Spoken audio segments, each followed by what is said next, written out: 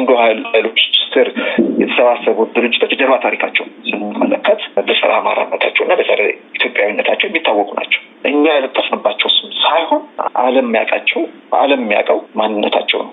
እንግዲህ እነሱ ያን ያስቀመጡበት የራሳቸው ህይወት ዓለም የራሳቸው ታሪክንም ፖለቲካንም የሚመለከቱበት መነጽር አለ። ያ ትክክል አይደለም የሚለው ሌላ ጉዳይ ሆኖ እንደ ፋኖ የወጣ ነው ከነዚህ ኃይሎች ጋር ለመታገል ነው ብለን ደማችንን እያፈሰስን አሁን ያለው የአፋብን አመራር ድርጅታዊ ጉባኤ በህጋዊና ዲሞክራሲያዊ መንገድ ያልተመረጠና የፋኖን አንድነት ለማሳለጥ በጊዜያዊነት የተዋቀረ የሽግግር አመራር ነው። እስኪ ከአዲስ አበባ ወጣና ሸዋ ሄደ። እዚህ ጋር ዘመነ እውነቱን ነው አልዋሽም። እስክንድር ባልደራስን መስርቶ በሰላማዊ ትግል መሄድ አይቻልም ብሎ ሲያምን ወደ ሸዋ ሄደ። ሸዋም ከነመከታው ጋር ከራረመ። እንዳገኘነው መረጃ እስኪ 5 ወራትን በሸዋ ምድር ፋኖን ሲያሰለጥን ሲያስታጥቅና ሲያግዝ ቆየ። በመሃል ዘመነ ካሴ ወደ እስር ቤት ገባ። ዘመነ እስር ቤት እያለ ለእስክንድር ደወለለት። እስኪ እባክህን ወደ ጎጃም ናና ልጆችን አደራጅ፣ እኔ የተወሰኑ ልጆችን እሰጥሃለሁ፣ ትግሉ አደጋ ላይ እየወደቀ ነው እባክህን አለው። እስክንድርም ምን ችግር አለው የሚል ምላሽ ሰጠው። በዚህ ጊዜ ዘሜ አንድ ማሳሰቢያና ማስጠንቀቂያ ለእስክንድር ሰጥቶት ነበረ።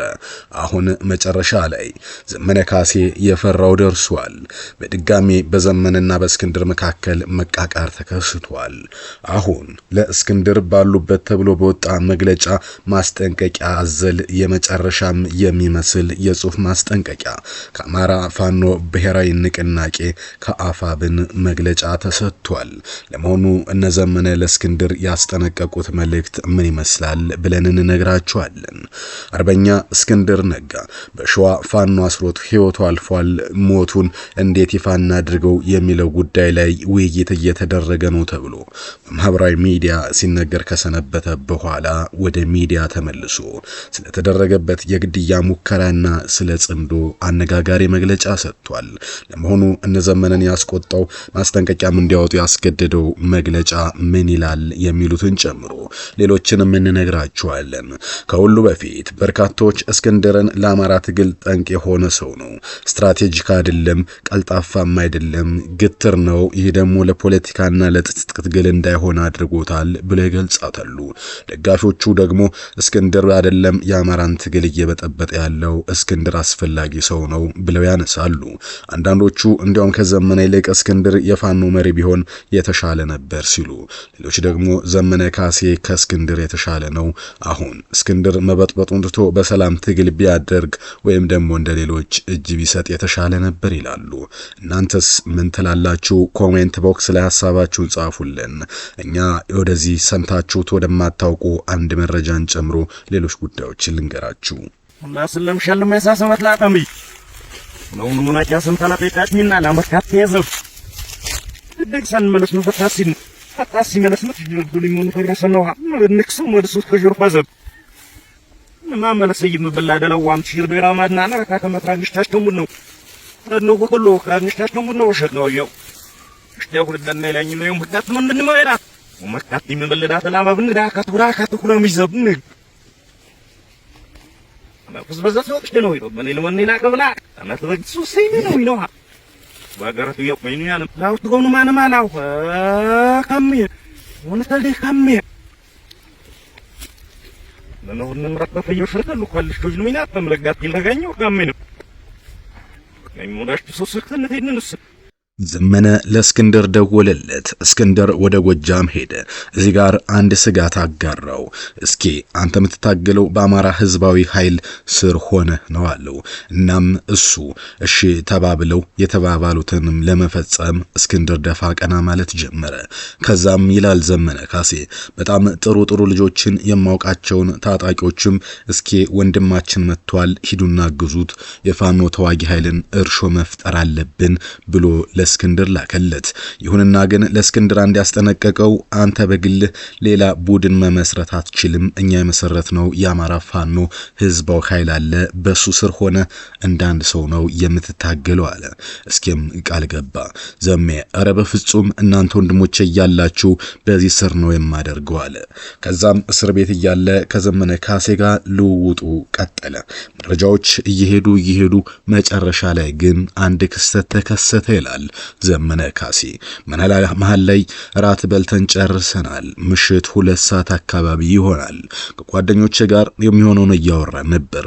እናም መረጃ ቲቪ ላይ እስክንድርን አየሁት። ተገረምኩኝ። እስኪ ምን ጀብድ ፈጸመ?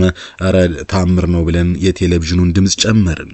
የሚያሳዝነው ሁኔታ እስክንድር የአማራ ህዝባዊ ግንባር መስርቷል። ይህ በጣም አስደንጋጭ ነበር። ክው ብዬ ነው የቀረውት ይላል። ከዛ በኋላ ብስጭቶች፣ ንግግሮች ከውጭ በተለይ ከዲያስፖራውም ሆነ ከዘመነ ደጋፊዎች ጥያቄዎች መምጣት ጀመሩ ይላል። አንተ ታውቀዋለህ ወይ ይህን ነገር የሚሉ እርሱም ግራ ገባው። ምን ማለት እንዳለበት ለደጋፊዎቹ እንዴት ማስረዳት እንዳለበት ግራ ገባው። ይህን ባወቁ ጊዜ ከአማራ ፋኖ ኃይል ወይም ከዘመነ ጋር የሰሩ የነበሩ ሰዎች በእስክንድር ላይ አቄሙበት። ዘመነን ወይም የአማራ ህዝባዊ ኃይል እስክንድር ከጀርባው እንደወጋው ይቆጠራል አሉት። ዘመነም አንድ ነገር ተናገራቸው። በቃ የአማራ ህዝባዊ ኃይልን ለማዋለድ ጥረት እያደረግን ነው። የአማራ ፋኖ ምክር ቤት የተባለው ላይቀጥል ይችላል።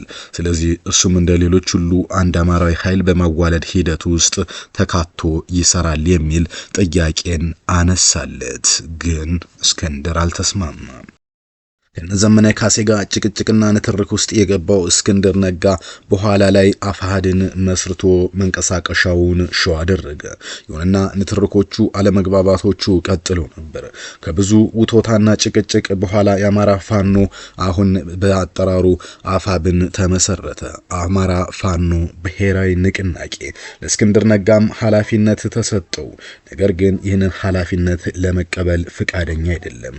እስክንድር የፖሊሲ ኃላፊ ሆኖ እንዲሁም ደግሞ የስትራቴጂክም እንዲሆን በውይይት ተደርጎ ስልጣን ቢሰጠውም ከማግስቱ መግለጫ ሰጥቶ ስልጣኑን አልፈልግም፣ ግን እንዳንድ ሰው እንዳንድ አባል ታገላለሁ ብሎ ነበር። ይሁንና ግን አሁን ሞቷል፣ እስክንድር ታስሯል ተብሎ በርካታ ወሬዎች ሲናፈሱ ሰነበቱ። የሆነው ደግሞ እስክንድር ለወራት በሚዲያ ለመከሰቱ ነበር። አሁን እስክንድር ተከስቶ አስላነጋጋሪው ጽምዶ ሐሳብ አስተያየቱን ሰጠ። ጽምዶ ጸረ አማራ ነው የሚል አልሞትኩም፣ ከበርካታ የግድያ ሙከራዎች ግን አምልጫለሁ ብሎ ተመለሰ። የፋኖ አመራሩ እስክንድር ነጋ ከዶቼ ቬለ ጋር ባደረገው ቃለ መጠይቅ ህይወቱን ለማለፍ ከተደረጉ በርካታ የግድያ ሙከራዎች ማምለጡን ገልጿል። ግን በህይወት ስለመኖሩ ተናግሯል። በቃለ መጠይቅ ወቅት ካቀረበው ሐሳብ ጽምዶ ጥምረት ተጠይቆ ምላሽ የሰጠው እስክንድር የጥምረቱ ዋና መለያ ጸረ አማራነት እንደሆነ ተናግሯል። ይህ ደግሞ እነዘመነ ካሴ ጠላትን ለመጣል ከማሰይጣንም ከማንም ጋርም ቢሆን እንተባበራለን፣ ግን ጥቅማችንን አሳልፈን አንሰጥም።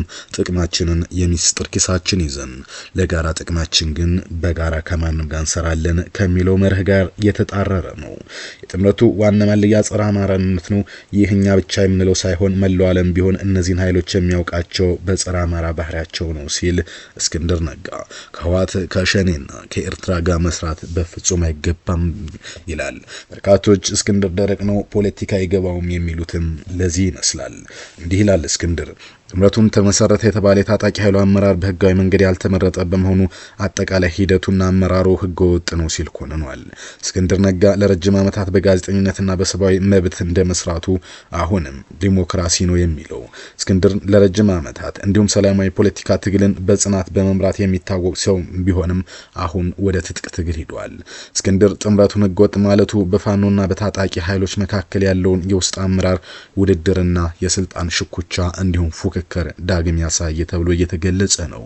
የትግሉ ተቀባይነት የሚረጋገጠው በህዝባዊና ዲሞክራሲያዊ እኩልና እንጂ በኃይል አይደለም ይላል እስክንድር ነጋ። በእርግጥ እነዘመነ ካሴ የሚመሩት ፋኖ በኃይል ደረጃ ወጣ አደረጃጀት ያለውና ጠንካራው ነው። እናም እስክንድር ለረጅም ጊዜ በሰላማዊ መንገድ ሲታገል ቢቆይም በብረት የተደገፈው ትግል እንኳን ሳይቀር የህግ የዲሞክራሲና የስነ ምግባር ማዕቀፍ ሊኖረው ይገባል የሚል እምነት እንዳለው አንስቷል። የጽምዶን ጥምረት ጸረ አማራ ሲል መፈረጁ በትግል ውስጥ ያሉ ያሉትን ጥይቆች ግልጽ ለማድረግና ደጋፊዎች በአንድ ዓላማ ለማሰባሰብ ያለመ የፖለቲካ ንግግር እንደሆነ ገልጿል። እስክንድር እንደሚለው አብዛኛው መላው ፋኖ ሳይወያይበት አመራሮቹ ብቻ ጽምዶ ወይም ህብረት መመስረት አይችሉም ነው የሚለው። ሌሎች ደግሞ በአሁኑ ጊዜ እንደ አይነት ነገሮችን ማንሳቱ ለጋራ ጠላት የሚደረገውን የጋራ ዓላማና አንድነትን የሚያከሽም ነው። ይህ ደግሞ እስክንድር ነጋ መጀመሪያውንም ለትግሉ አይሆንም የምንለው በምክንያት ነበር ብለው ሌሎች እንዲገልጹ አድርገዋል። የሆነ ሆኖ እስክንድርን መግለጫ ከሰጠ በኋላ እነዘመነ ማስጠንቀቂያና በእስክንድር ላይ መግለጫ ለማውጣት አልዘገዩም። እዚህ ባለፉት 4 ዓመታት በርካታ የግድያ ሙከራዎች አምልጫለሁ፣ በእግዚአብሔር ፍቃድ ማለት ነው። እንግዲህ ምናልባት እነዚህ ሞተዋል ምናምን የሚሉት ያንን ታሳቢ ያደረገ ሊሆን ይችላል። የነዘመነ ካሴ አፋብን ለአርበኛ እስክንድር ነጋ ባሉበት ብሎ በጻፈው ደብዳቤ ከድርጅታዊ አሰራርና መርህ ውጪ እንቅስቃሴ እያደረክ ነው፣ ይህንንም ልታቆም ይገባል የሚል መግለጫና ማሳሰቢያ እንዲሁም ማስጠንቀቂያ አውጥተውለታል። እንደሚታወቀው አርበኛ እስክንድር ነጋ የአማራ ፋኖ ከሁለት አደረጃጀት በሁደት ወደ አንድ ወጥ የአማራ ታጋይ ድርጅት ወጥቶ የአማራ ፋኖ ብሔራዊ ንቅናቄ በቁጥር 0905/2018 ዓ.ም ሲመሰረት ድርጅቱ እርሶን የድርጅቱ የፖሊሲና ስትራቴጂ መምሪያ ኃላፊ አድርጎ መድቦት ነበር ይላል። ነገር ግን ከድርጅቱ ምስረታው ማግስት የአማራ ፋኖና ህዝብ አንድነቱን አጣጥመው እንኳን ሳይጨርስ እርሶ የድርጅቱን ኃላፊነት እንደማይቀጥሉበት ገለጹ። ይህና አንድነቱና ውህደቱ አስፈላጊ እንደሆነ ገልጸው ድርጅቱን አምነው አባል ሆነው እንደሚቀጥሉ በደብዳቤ ገልጸውልናል ይላል የዘመነ ካሴ ደብዳቤ። የድርጅቱ ማዕከላዊ ኮሚቴና አመራሮችም ተሰብስበው ይህንን ውሳኔ አይተውታል። በእርግጥ በወቅቱ ይህ ነገር ልክ አይደለም ሲባል ነበር። አንድነቱና ውህደቱ አስፈላጊ መሆኑ የድርጅቱ ማዕከላዊ አመራርም ለደብዳቤው ተቀብሎ በውላይቶ ኮሚቴ አዋቅሮ መርምሮ የመብት ጥያቄዎችን ተቀብለዋል። አሁን አመራር አይደሉም። እንደማንኛውም አባል የድርጅቱ መብትና ግዴታ ምን እንዲቀጥሉ ወስነን በህዝብና በሰራዊቱ መደናገርን ፈጥሮ ስለነበረ በቀን 13/05/2018 ዓ.ም በሚዲያ ሳውቀናል ይላል መግለጫው። እርሶ ድርጅቱ በቀረቡት የመብት ጥያቄ መሰረት የድርጅቱን ህገ ደንብ መመሪያና ህግጋት አክብረው አባል ሆነው እንዲቀጥሉ እንጂ ይህን ሳያከብሩ ከድርጅቱ አሰራር መርህ ውጭ በሆነ መንገድ ሚዲያ ላይ የመቅረብ ድርጅት የመመስረት እንቅስቃሴ እንዳደረጉ ደርሰንበታል ይላል። በቀን 26/08/2018 የተጻፈ የአዲስ አበባ ሚዲያ ምክር ቤት ካውንስል ምስረታ መግለጫንና በአየር ሚዲያው ብቅ እንደሚሉ መነሻ በማድረግ የድርጅቱ ማዕከላዊ አመራር በቀን 28/08/2018 ውይይት አድርጎ አጣሪ ኮሚቴ አዋቅሮ ነበር ይላል። እናም በእለቱ በተጻፈ ደብዳቤ ለኮሚቴው ሰብሳቢ አርበኛ ዘበነ በላይን አሳውቋል ይላል። ኮሚቴው እርስዎ እንዳገኘና ከእርሶ የተለያዩ ጥያቄዎችን አቅርቦ በቃልና በድምጽ በሰጡት መረጃ መሰረት ምርመራ አድርጓል ይላል። እናም በዚህ እርስዎ በሰጡት መግለጫ ላይ ውይይት ተደርጎበታል። ማዕከላዊ አመራሩም የቀረበውን ሪፖርት መሰረት በማድረግ እርስዎ የአዲስ አበባ ሚዲያ ካውንስል ተብሎ የሚዲያ ስራ የሚሰራ ቢመስልም የድርጅት መሆኑን እንዲሁም ከድርጅቱ የስራ ትዕዛዝ ወይም ውሳኔ ሳይሰጥዎት በደንቡ መሰረት የመስራት ኃላፊነት ሳይኖርዎት ድርጅቱን ሳያሳውቁና ውሳኔ ሳያገኙ ከትግላችን የተቃራኒ የሆነ ድርጅት ሲያቋቁሙ ሐሳቡን ያመነጩት ሰዎችን ያሰባሰቡና ያቋቋሙ ስለመሆኑ እርስዎ እንደሆኑ ለአጣሪ ኮሚቴው አሳውቀዋል ብሏል ዘመነ። ስለሆነም እርስዎ የፈጸሙት የህግ ጥሰት በድርጅታችን ህግ መሰረት ህጋዊ ውሳኔ እስኪያገኝ ድረስ ከድርጅታዊ አሰራር ውጭ የሚደረጉ አፍራሽ እንቅስቃሴና በየአጋጣሚ ወደ ሚዲያ ብቅ የሚሉትን ነገር እንዲያቆሙ አሳስባለሁ ሲል አጠር ያለ ደብዳቤ ዘመነ ካሴ ጽፏል። አሁን ጥያቄው ከዚህ በኋላ ምን ይከሰታል የሚለው ነው። በርካታ ፕሮ መንግስትና የተለያዩ የሶሻል ሚዲያ አክቲቪስቶች እነዘመነ ካሴ እስክንድርን አግተውታል። ዋሸራም ወስደውት እስር ቤት ተሰቃይቶ ህይወቱ አልፏል። እናም እስክንድር የተገደለው በጮቄ ወይም በደጋዳሞት ትግል ነው በማለት አስክሬኑን ለመጣል በድሮንም ተመታ ለማለት ዝግጅት አድርገዋል ተብለው ሲወቀሱ ነበር። ግን ያ መረጃ ቀደም ብሎ ለምን እንደተሰራጨ አሁን ግልጽ የሆነ ይመስላል። እስክንድር የአዲስ አበባ ሚዲያ ካውንስል የሚል መስርቷል። ይሄ ሚዲያ ካውንስል አይደለም፣ ሌላ ከፋኖ ውጭ ያለ ድርጅት ነው እያሉ ነው ዘመነ ካሴ ማስጠንቀቂያም አውጥተዋል። በዚህ መሰረት ምናልባት እስክንድር አቋሙን የማይቀይር ከሆነ በእርግጥም እስክንድር አቋሙን ይቀይራል ተብሎ አይታመንም። ከፋኖ አጠቃላይ አባልነት ሊያግዱት ይችላሉ። ያታገደ ማለት በአማራ ክልል እንቅስቃሴ ላያደርግ ይችላል። ስለዚህ ወይም በቁጥጥር ስርም ሊያውሉት ይችላሉ። ከዛም ከከፋ እስክንድር ተደጋጋሚ የግድያ ሙከራ ተደርጎብኛል ብለው ከመንግስትና ካልታወቁ ታጣቂዎች ብለው ቢገልጿቸውም ይህ ነገር ሊቀጥል ይችላል። በእርግጥ የአማራ ትግል ላይ የራሱን ራስ ምታት መጨመሩ ግን አንድ የማይካድ ሀቅ ነው። ይህንን ችግር በልዩነት ካልተፈታ እስክንድርም በብዛት ድርቅናውንም ካልተወ እነዘመነ ካሴም ልክ ያኔ እንዳደረጉትና በትግስት እንዳለፉት ወደ ውይይት ካልመጡ የአማራ ትግል ሌላ መጓተት ይጠብቀዋል። የሆነ ሆኖ እስክንድር ነጋ አወዛጋቢው ሰው ከአዲስ አበባ ከአሜሪካ ወደ አዲስ አበባ ከአዲስ አበባ ወደ ሸዋ ከሸዋ ወደ ጎጃም የሚያደርገው ትግሉ ቀጥሏል። ከሰላማዊ ትግል ወደ ጠመንጃ የገባው እስክንድር እንደ ጓደኞቹ የአፋሃድ መስራች የነበሩት ማለት ነው እንደነ ማስረሻ ሰጤ ወይም ደግሞ ከላሊበላ እንደመጡት እንደነ ፍቅሩ ሙሉዬ በቅርቡ እጅ ይሰጣል ተብሎ ሲጠበቁ ከነበሩ ሰዎች መካከል አንዱ የነበረ ቢሆንም እስካሁን አላደረገውም። ቀጣይ ይህን መግለጫና መካረር ተከትሎ ወዴት ይሄዳል የሚለውን በጋራ ምናይ ይሆናል።